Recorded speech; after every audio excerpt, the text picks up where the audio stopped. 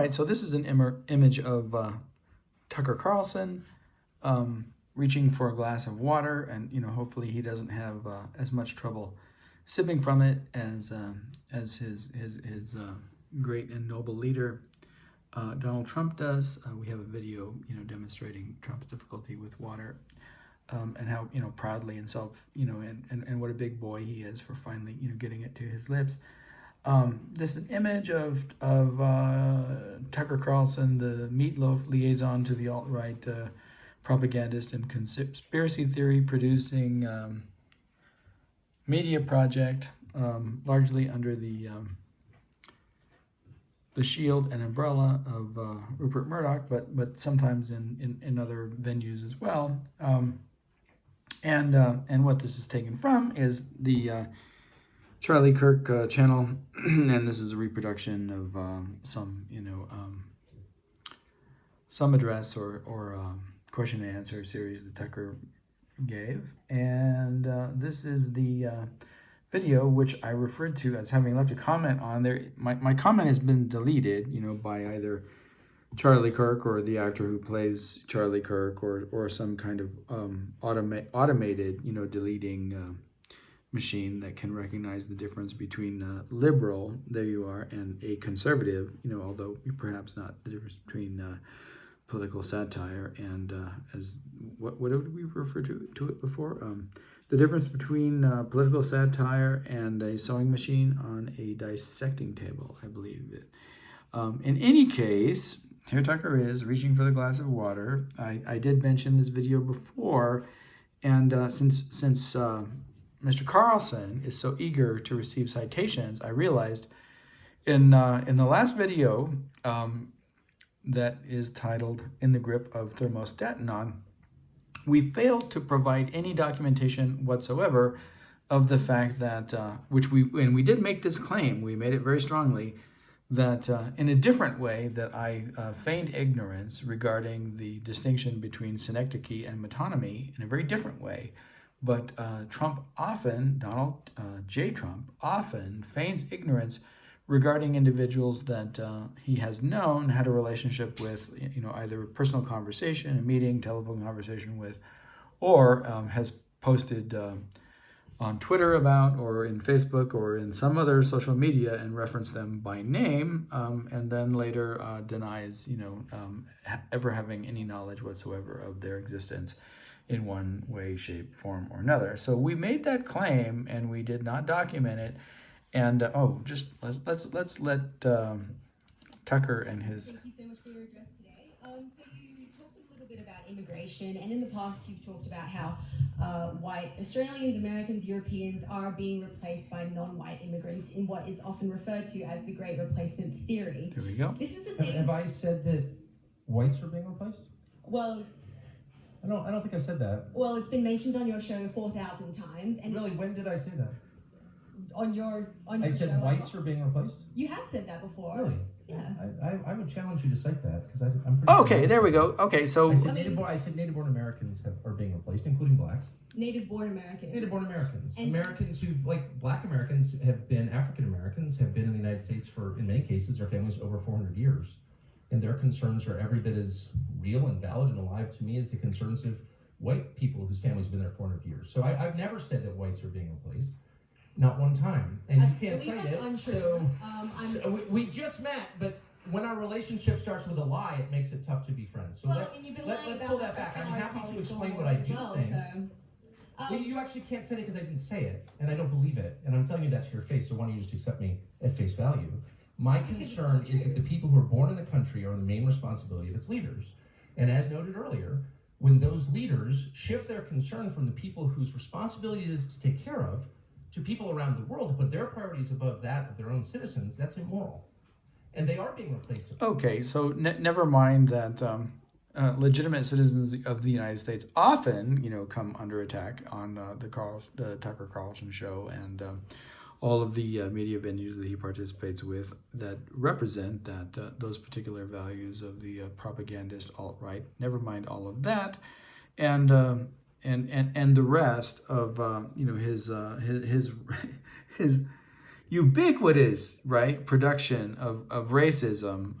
If he claims that an instance of the occurrence of the word white and replacement theory on his various podcasts never took place, and unfortunately, like this particular reporter cannot provide the citation, probably doesn't have a note card ready. Well, because Mr. Tucker Carlson, also known as Carlson Tucker, the meatloaf representative of the alt-right propagandist dimension of Rupert Morlock theater, is very much interested in these citations. I thought that it would be nice if I documented the claim that a contract made a contract in V through Theta made on In the Grip of ThermostatAnon 7, and this is not an errata but rather a coda, I suppose, and I believe we'll title it something like all of the times Donald Trump pretended or not to know the difference between either political satire and a sewing machine, sitting on a dissecting table, or perhaps just simply all of the times Donald Trump pretended not to know the difference between synecdoche and metonymy. And once again, I feel that this documentation is in some way, shape, or form being made, behest the request of Charlie Kirk, who removed my comment, making those citations. I actually put the citations up all the times that this gentleman did exactly what he claims that he never did here. But somehow that was removed. So it's interesting because he asked for this, Tucker asked for the citation. I put the citations up on Charlie Kirk's website, and then they were censored. They were removed. They're gone. Like if you look for a contract in V through Theta among these 3,059 comments, you will not find us. Because why? Because our links to documentation for exactly what Tucker Carlson is asking documentation for were summarily removed. All right. Anyway, so we're going to document this other claim that I made that Donald Trump often pretends not to know individuals, right? That make these problematic racist statements. What Tucker is referring to here. I never made such a racist statement. Can you document that? And Trump often says, I don't know that person. I didn't know that person was a racist. I didn't know anything about them. They just showed up at my golf course, or they showed up at my personal residence. They showed up at Trump Tower. They showed up in the White House, and I entertained them and had lunch with them, but I didn't know they were the leader of the KKK or whatever it is. Okay, so we'll start off with documentation regarding Trump's claim that he didn't know and had never heard of David Duke. David Duke was the former Grand Dragon of the Ku Klux Klan. Trump had actually, either a number of years or even decades before this, posted on some social media site a comment referring to David Duke by name, and then later, under other circumstances, claimed that he had I don't know anything about David Duke, didn't claim that he didn't know who he was. A few days before Donald Trump dominated Super Tuesday, the Republican former frontrunner was being rebuked left and right for declining to denounce former Ku Klux Klan leader. He declined to denounce the leader of the Ku Klux Klan, former leader, I suppose. The controversy began February 24 when Duke said that he supports Trump's candidacy and told listeners on his radio program to get active for Trump. 2 days later, Trump disavowed Duke in a news conference. But Trump, who claims to have the world's greatest memory, seemed to have forgotten this by February 28. When CNN's Jake Tapper asked him about Duke, Trump claimed ignorance 4 times. Well, just so you understand, I don't know anything about David Duke, okay? I don't know anything about what you're even talking about with white supremacy or white supremacists. So I don't know David Duke. I don't know David Duke. Later that day, Trump tweeted a video of his earlier disavowal of Duke and blamed his failure to do it on CNN. A very bad earpiece. La la la la. I want to find the. The social media post that he made. Okay, so this is in 2020. So, okay. Or sorry, this is the year 2000. 15 years ago, when Trump was flirting with a White House bid as a Reform Party candidate, he named Duke as a cause of concern at least 3 times. In 2020, former wrestler and then Minnesota Governor Justin Ventura broke with the Reform Party because he didn't want to be associated with Reform Party's presidential candidate, Pat Buchanan. Who remembers Pat Buchanan? Anyone? Anyone? Whom Duke supported. Right? Okay, so that's one example. That's from PolitiFact on one. Trump's David Duke, amnesia. I mean, you can look up all these things. How much documentation do you need, Tuck?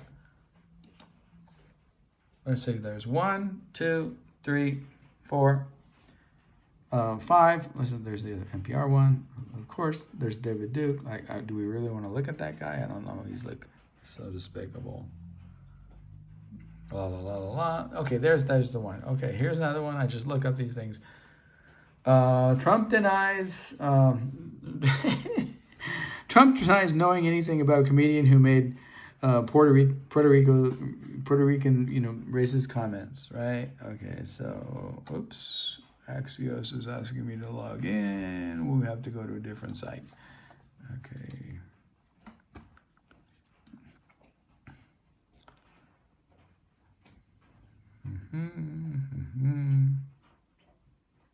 Where does it say Trump denies? Now, particularly, both Trump and Vance are trying to distance themselves from Tony Hinchcliffe. I wonder if this has anything to do with the substantial Puerto Rican population in the key swing state of Pennsylvania. Not only Pennsylvania, but Florida now as well. I mean, if you've really been paying attention to the demographic. And here's another one, Jeffrey Epstein. We'll get to him. Like, that's another one that he feigned not knowing. But anyway, I can't find it here.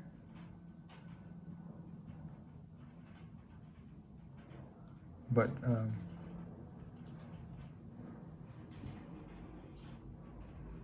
let's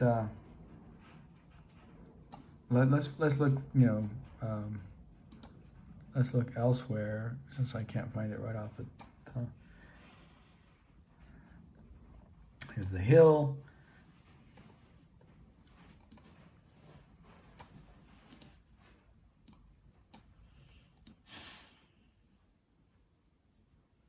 I don't know him. Someone put him up there. I don't know who he is. I don't know him. I don't know anything about him. We just inadvertently, accidentally got a racist on stage. Okay. Okay. I'm sure he's a very nice man. 2 weeks later, Trump could be claiming that he's a very nice guy, right? Okay, just to go back and demonstrate that there's more documentation than we're providing, just in case Tucker needs hundreds and hundreds of examples for each instance. Here's all the examples. So that claim that we made in the grip of ThermostatAnon 7 is not just coming out of anywhere. Okay, Trump says he doesn't know who the Proud Boys are. Stand back and stand by. Claims he doesn't know. He didn't know they were a racist organization and a group of terrorists. That bill was presented in the Senate, guaranteeing a woman's right to an abortion. Is that something you would vote for or against? That is a sham, and people should know that is a sham. I don't trust Nella Divinity to stand up. I can't seem to get around this ad, so we're just going to have to go through it. All right, here we go. And I would like you to let me ask my question. I guess I'm debating you, not him, but that's okay. Folks, do you have any idea what this clown's doing? Will you shut up, man? There's nothing smart about you, Joe. Off the top of 5, a bitter battle at last night's first presidential debate. Moderator Chris Wallace having trouble keeping control. All right, this is going to take us a while to get to. Fast and Furious, and we heard very little about politics or platforms. That's going to take us a while to get there. Let's see. Excuse me, there's that cough again. Very fine people on both sides.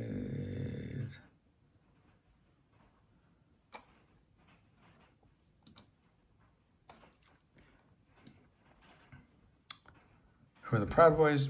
Trump told right extremists to stand by before denouncing them. Then claimed he didn't know who they were. I just want to find the...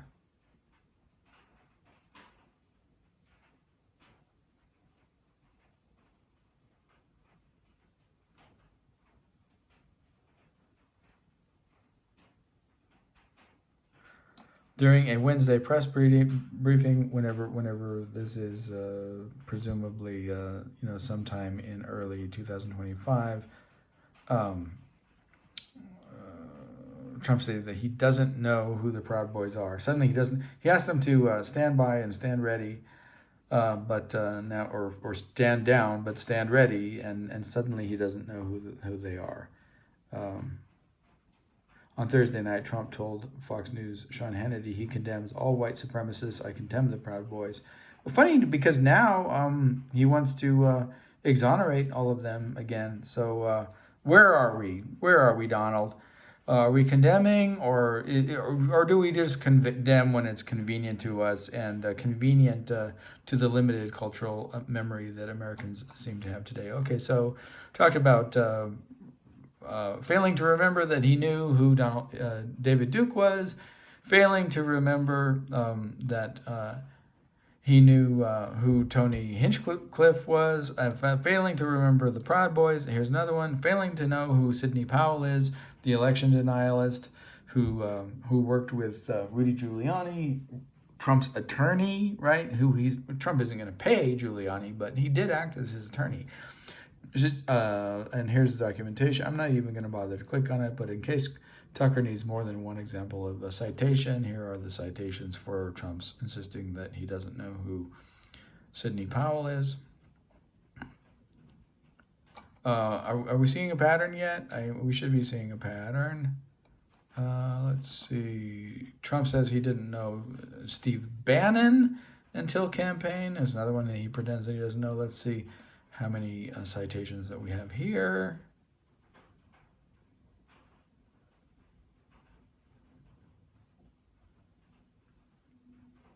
All right, back and forth, back and forth, back and forth. Oh, I never knew who he was. Never had a relationship. Trump pretends he didn't know Jeffrey Epstein.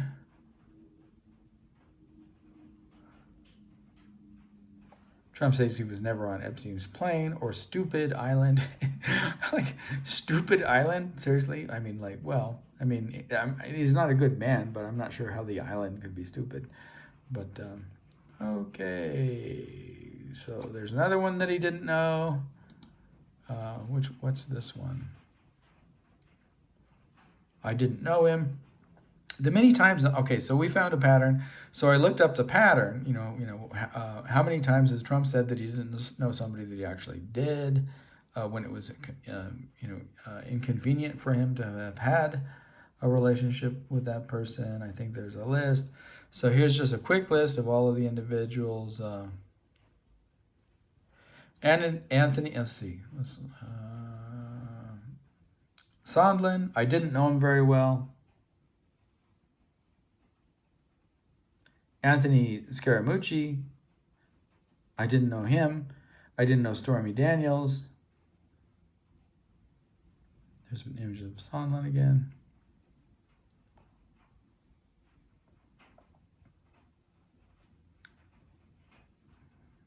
Are those the only ones they have here?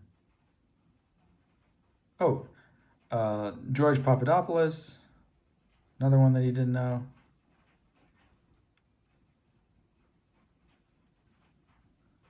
Paul Manafort, oh, I forgot about him. I completely forgot about Paul Manafort. He doesn't really seem to make it into any of our political satires. I'm not exactly sure why, but he's another individual that was convicted of financial fraud crimes and that had, very close, to Donald Trump, but suddenly Donald Trump didn't know him anymore. Lev Parnas and Igor Fruman. Matthew Whitaker, another one. George Conway.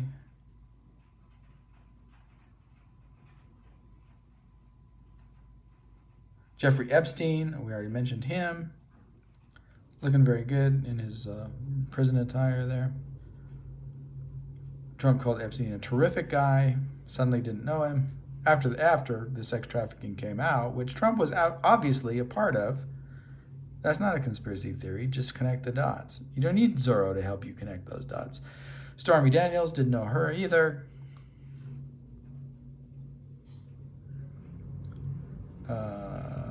Jean Carroll, never met her, doesn't know who she is.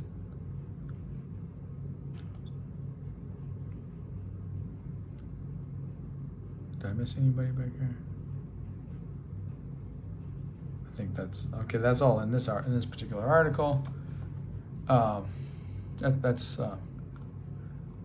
probably enough. But let's ask Tucker Carlson if that's enough. Was that enough, Tucker, or are you still upset? Did we document enough? You know, and Tucker, we at a contract and fee through Theta did provide that documentation that you're having the meltdown over on Charlie Kirk's YouTube site. Unfortunately, Tucker, and because I know you want it there, I know you would like to see the documentation because you seem to have as flimsy a memory about this kind of thing as Donald Trump has. Unfortunately, Charlie Kirk or Charlie Kirk's, AI friend, removed it, or perhaps, the YouTube thermostat removed it. But let's go ahead and continue with the tirade. People were born in the United States, and the birth rate tells the whole story. They are not at replacement rate, and so the U.S. population is growing because we're importing people from other countries. And my view is that happy people have children, and a functioning economy allows them to do that. And we don't have that. And so you need to fix the economy and fix the culture and make it so that people who want to have kids can. You don't just go for the quick sugar fix of importing new people. Like, that's my position. And if you think that's racist, that's your problem. I never called you a racist. But of course you are suggesting. And I must say one of the Oh, wait a minute. Okay, hold on. Wait. In spite of Charlie Kirk's approval, she didn't call him a racist. Now, what's interesting is that Tucker Carlson allows himself to claim that this reporter called him a racist, but he's so outraged that she made the implication that he referred to he talks about replacement theory as the replacement of white Americans, right? Now, how did she get there? How did he get to being called racist when she didn't mention that?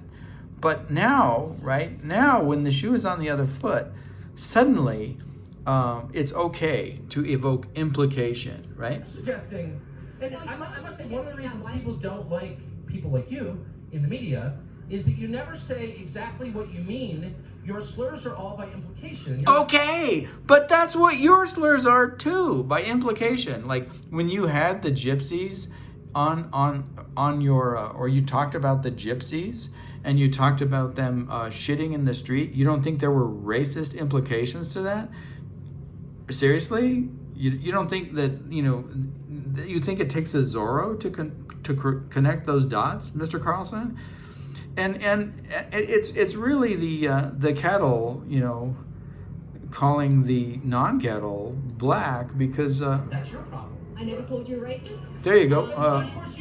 But of course you implied it.